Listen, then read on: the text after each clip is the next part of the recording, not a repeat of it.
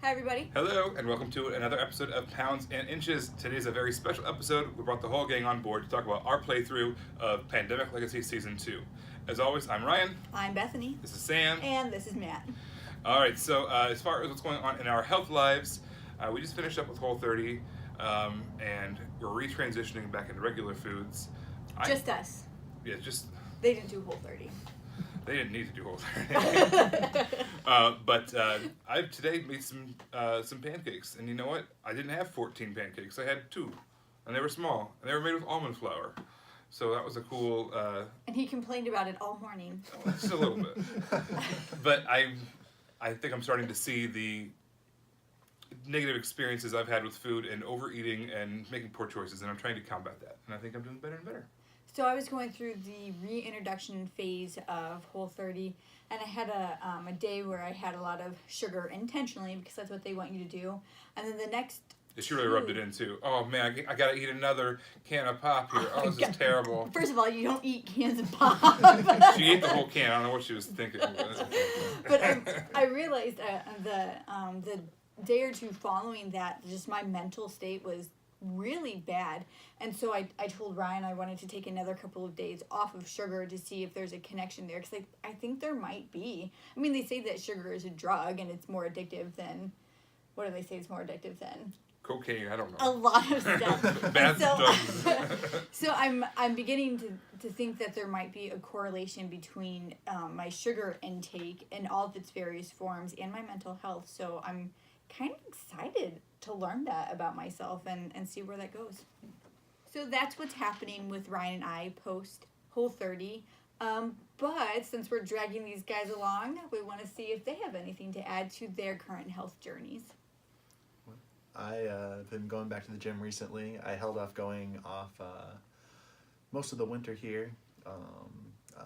I'm happy to be going back though. I think it's a lot better for my emotional health than anything. I'm not particularly concerned about weight loss or I don't know, a little concerned about maybe increasing like just general stamina and energy and whatnot. But I mean, I think definitely being a happier person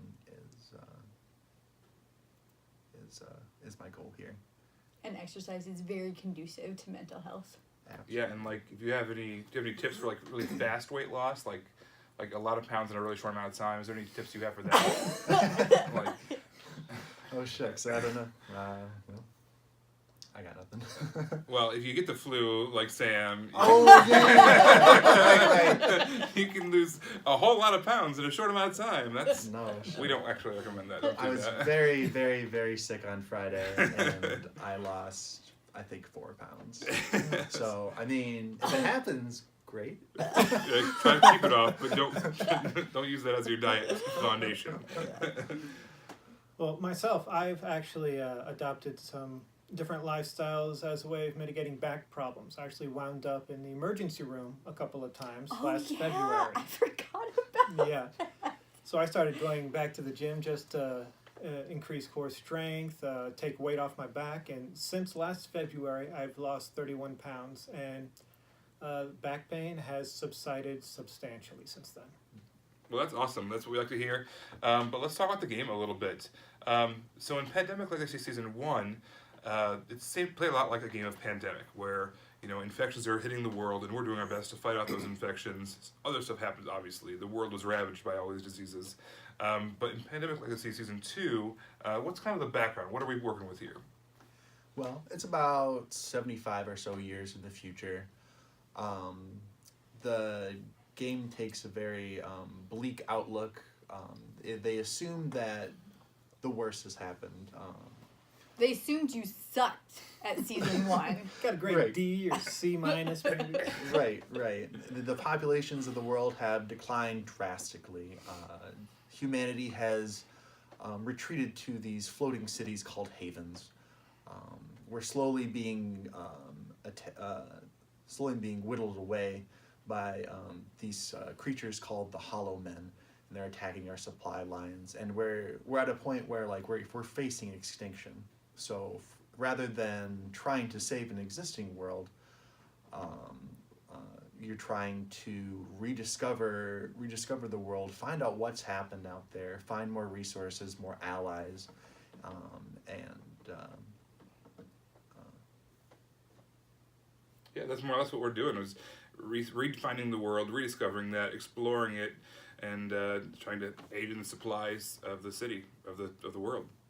All right, so what do you get when you open the box of Pandemic Legacy Season 2?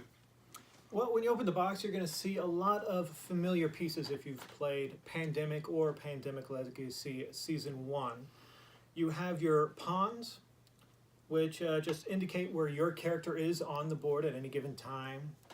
You have your infection rate marker, which we're all familiar with. You have your plague cube marker, which is new to this game. You also have your objective markers to keep track of monthly objectives as you complete them, as well as supply centers, which is where you typically produce or pick up or store supplies. And then the new addition to the game would be plague cube markers, which get introduced in the first go. Couple extra things, because there are so many freaking actions in this game. You start with action summary cards, so you don't have to be perusing the manual every 10 seconds. You just got quick little summary cards that are very helpful, especially late game. You also start with these character stickers. The game has you construct new characters at the start of the game that you start the game with. They come with specific benefits that you add to your characters at the start of the game, and also you'll see that you have scars, which are negative traits that get added to your characters if bad things happen. So obviously, since this is a legacy game, there are a lot of components that we're not talking about. We want to make this as spoiler-free as possible. And on that note, how do you play the game? All right, so this game is played over 12 months periods. Each month is its own game. You have 2 chances to win. If you don't win on them in those 2 chances, you go on to the next month having 2 losses on your record. But there's some balances to help give you more resources and more help if you do lose a couple games in a row. But basically, it's in Pandemic, you are adding cubes to the board. In this game, you are actually supplying the board. You're adding supplies to the board, and those are medicine, food, that kind of stuff. And as you draw cards from the infection deck, just like in regular Pandemic or Pandemic like Season 1, each time you draw one of those cards, it removes supplies from the board. If you remove too many supplies and don't resupply that city, and you draw that card again, then you add in those plague cubes, which are going to be driving you towards the end of the game and lowering your population. It's just generally bad. You don't want that to happen. So that's kind of the push and pull, is you are adding these supplies to the cities and they're being taken away from you. You also need to collect cards. There's a set collection component of it where you add these cards and you spend them to add more of these little supply centers to the board. And that's what your main objective, basically almost out through the entire game, is you're building those supply centers and supplying the board. So each month there will be new objectives that get added to the game. They'll get harder and harder things that happen to you. But in addition to that, there'll be some boxes and different cards that you get to have access to that you didn't have access to at the beginning of the game. They'll give you some help, some resources, some tools to combat those new objectives and the new challenges that face you. Yeah, one of the things I enjoy about this game is that as things get progressively harder, you get those abilities to battle that. So it's never like this. You're never too good to where you're totally destroying the game, but the game is never destroying you. It's pretty equal as the months come on and as things get revealed. And I appreciate that in this game, that you never feel hopeless, regardless of what's happening. yeah, even if you have to take a month to like set up the board to make your next game easier, like at least you have that opportunity when you know, like, man, we're just not gonna win this one. At the very least, you can make things easier for your next time around. Yeah, absolutely. There are some objectives where you have to have several objectives completed in a month. If you complete one of them in the first half of the month, but you lose the game, it sticks around and you've counted that you've already completed it, essentially. So that way, second half of that month, you can focus on the other objectives that you did not complete the first time around. One of the things that they did in this game, which was very good, if you've played the first one, was that they didn't play the same card twice. The huge twist, and if anybody's played Season 1, you know what I'm talking about. didn't happen in this game, and you're waiting for that. You're just waiting for that, and it has you on edge the whole time. Wait for the boot to drop. Yeah, and yet it takes you a different direction. So they did a good job with that story. Yeah. Well, just the story in general. It's well, even just the continuity between Legacy Season 1 and Legacy Season 2, even though they're stand-aparts, it's still the same world, as well as the story leading through Legacy Season 2. It's fantastic. You start with your core set of starting characters, starting people groups, and as the game progresses, you just add new individuals, new organizations, new groups, and the way they weave the story. It's at times frustrating, at times satisfying, but yeah, altogether, it's pretty fantastic. I also like how you get to name your characters in the beginning, and you get to decide how old they are, and little things like that, and it kind of made this year-long inside joke for all four of us, and that will continue even though this game is over, and it's just, I don't know, it's really fun to be in on that. Yeah. With all of that said, I do have to say that there are a lot of rules in this game, and they add it to you slowly and not all at once. But there are so many freaking actions that your character can take. What did you say it was? You end up with 21 actions. 21 actions! I had a really hard time keeping track of that. In addition to all the bonus character Yes. traits and free actions that are added to the characters, so you have... In addition to your special powers per character. That was so much to keep track of. There was... And a lot of different challenges that you're facing too, so you have to Yeah. kind of divide up your time between Yes. all these different things that are happening to you. I would not have been able, I would not have felt confident even trying to teach this game, even though they did a really good job of spoon feeding it to you. By the time we'd come back to it after our breaks, it was just like, I mean, sometimes we spent more time refreshing our knowledge of the game than actually That's playing the more on game. us than the game. The Yeah. game, you have to play it in fairly rapid succession. With all the additional rules that are added each month, you should really be playing once a week, at least once every other week. And we took some sabbaticals that were far too long. And Somebody hurt his back. I don't know who that was. And when we would come back to the game, we'd forgotten all the new rules, and we just have to relearn them. And we actually played a number of months where at the end of the month, we would remember a rule that would have helped us. It's like, oh, wow, this would have been useful if we would have remembered to do it. So, yeah, you just need to play it frequently just to stay refreshed.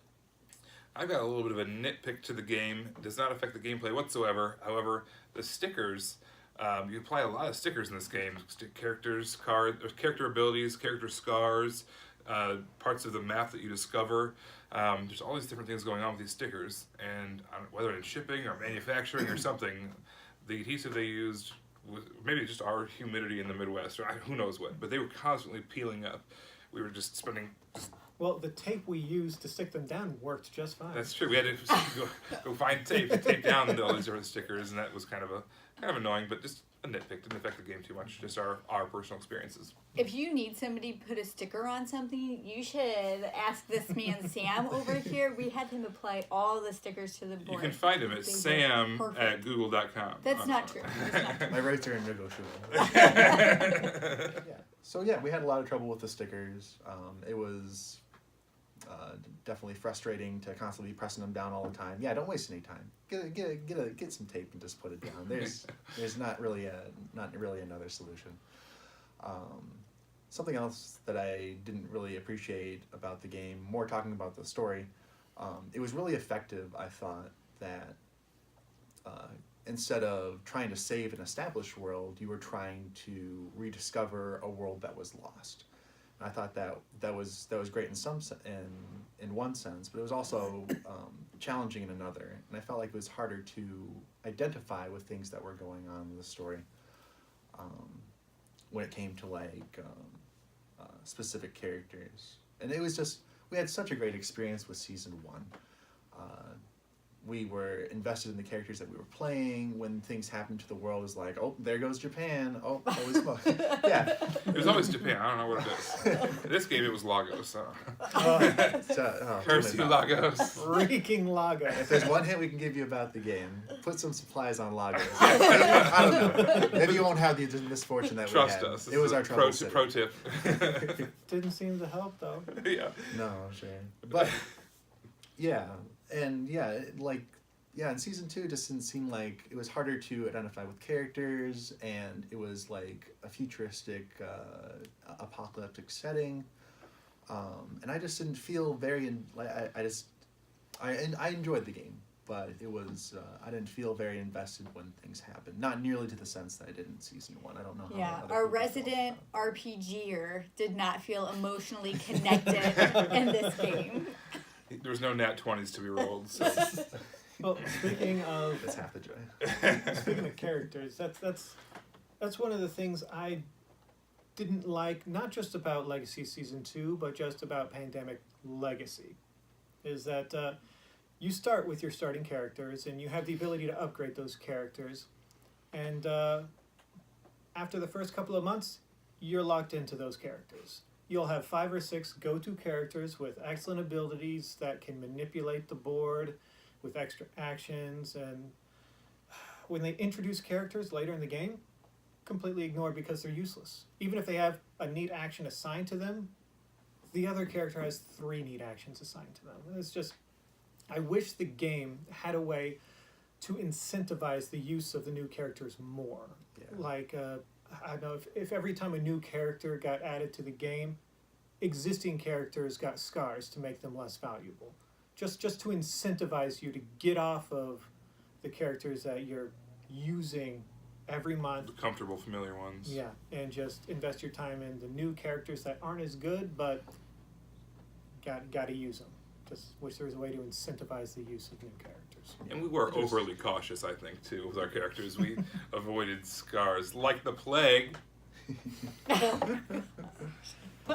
we didn't have any character deaths either, so maybe if other people playing the game, if they had more character deaths, they would experience that side of the game a little bit more. But I also felt too like, yeah, once you had a couple good abilities on your base characters, but the upgrades that you get at the end of the game, there didn't seem to be a lot of great options for making a replacement character. There wasn't like, I don't know, Gosh, the synergy you could create with your core characters, with all the actions you start with and with the ones that are introduced early, just the synergy is just bonkers. There's no reason to use the new characters as they're introduced. Yeah. All right, so those are kind of some of the dislikes that we had about the game. But overall... we were lucky! We were lucky. There was something that happened in the very last month, and we're not going to tell you what it is, but there's an objective that you have to meet. We had by chance already done it. Just like pure chance. You had 2 objectives to win the game, and when we had flipped one. it, we already had one. It was like a little mini party when we discovered that was the case. we probably wouldn't have won. We probably wouldn't have won if that wasn't true. It would have been very difficult. We would have won. It just probably would have been in the second half of it. We would have had to spend one of the games to complete that objective. In the second game, we would have tried. But yeah, emotionally, I personally thought that this game was very satisfying. I enjoyed it when it was complete. We just sat and talked about it, and then whenever we'd play a month together, we would just sit and discuss what happened, what's going to happen, what could we have done, what didn't we do, and what should argue. we do next.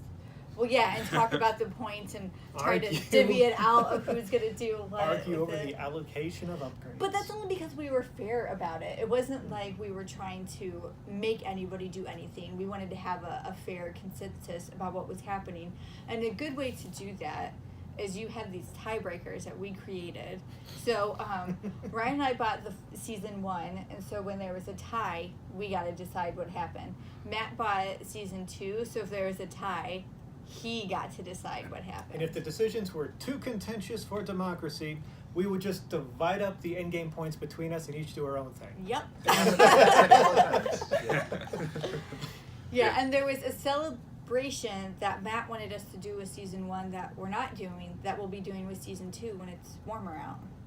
What's that? That's just the commemorative bonfire, just a send-off to our year of effort. Yeah, we're gonna cannibalize some of the plastic bits and then burn the rest and dance around it in a cult fashion. That's not happening. That's not- But if it does, I'll take pictures. I'll post it on my Instagram account. Yes, it's at BNFigs. Burial by fire. Yeah. So overall, I think we had a really great time, both with season 1 and season 2.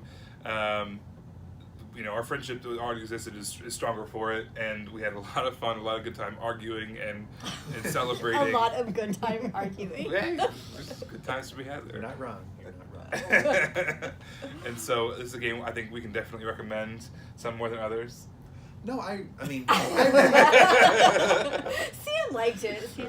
I loved the game. It was a great game. I really loved season 1. Yeah, It was, I think I can agree with that. Season 1 for me was a more enjoyable experience, although they were both very, very high on my gaming experience levels. Season 1 started with the world as it is today. You can actually think, wow, this could actually happen. Mm. So that's our take on Pandemic Legacy Season 2. So thanks everybody for joining us for another episode of Pounds and Inches. Thank you to Matt and to Sam for joining us. Hopefully they'll be back for more episodes of future games. And maybe when we review Pandemic Legacy Season 3, which maybe they'll Has make. not been announced. Maybe they'll make it. I hope they'll make it. They made Castles of Burgundy Deluxe Edition, so. They would just be refusing to take my money if they didn't make this. All right, so as always, you can subscribe to see all of our latest episodes as they come out. You can also find our blog at boardgamegeek.com. It's called Pounds and Inches. You can find Bethany's Instagram page at BNFigs to see what kind of games we're playing at the time, what's hitting our table. But until next time, thanks for tuning in. Bye. Bye, everybody. Because I'm pretty much, I think from here on out, I'm ready to talk about dislikes. Terrible game. Yes. I've got one sentence of likes and then 4 That- pages of dislikes. That needs to go at the very end. From here on out, I'm ready to talk about it. So those are our thoughts on Pandemic Season Legacy. This is a game. Okay. I'm pitting out now. Okay. Don't you dare put that at the end.